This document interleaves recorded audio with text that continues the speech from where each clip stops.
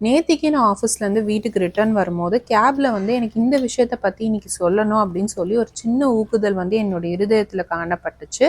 So அதனால் நான் இந்த ஷார்ட்ஸை வந்து இன்னைக்கு நான் போடுறேன். நம்மளுடைய க்ளோஸ்டு சர்க்கிள்ஸில் there are many brothers and sisters who's waiting for the marriage life. நாம் வந்துட்டு ஒரு 4 விஷயம் வந்து நம்ம அவங்களுக்காக நம்ம ஷேர் பண்ணுவோம். So first thing is faith வந்து கண்டிப்பாக நம்மளுக்கு ஒரு கிறிஸ்டியன் லைஃப்பில் வந்து நம்மளுக்கு தேவை. ஆண்டவர் வந்து இந்த காரியத்தை எனக்கு செய்வாங்க அப்படின்னு சொல்கிற ஒரு ஸ்ட்ராங் ஃபெய்த் வந்து நம்மளுடைய இன்னர் ஹார்ட்டில் வரணும். 2வது விஷயம் patience is also very important. 3வது விஷயம் ட்ரஸ்ட் தி ப்ராசஸ். ஆண்டவர் செய்கிற இந்த செயல்பாடை வந்து we have to trust the process. 4வது விஷயம் Lord speaks in our inner heart. நம்மளோட உள்ளான இருதயத்தில் ஆண்டவர் வந்து நம்மளோடு கூட பேசுவாங்க. இது எப்படி எனக்கு தெரியும் அப்படின்னா, நீங்கள் ஆவிக்குரிய வாழ்க்கையில் ஆண்டவரோட டெய்லியுமே உறவாடும் போது அந்த ஸ்ட்ராங் ஃபீலிங் வந்து உங்களுடைய இருதயத்தில் ஆண்டவர் கொண்டு வருவாங்க.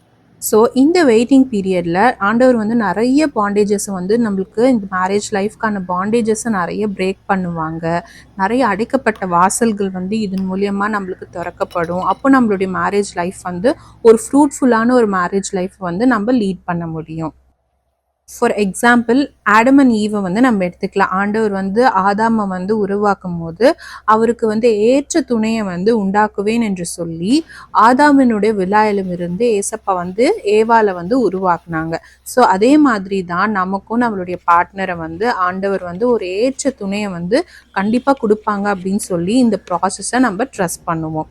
ஸோ இந்த வீடியோ உங்களுக்கு பேசப்பட்டதாக இருந்தது அப்படின்னா give me a thumbs up. Bye.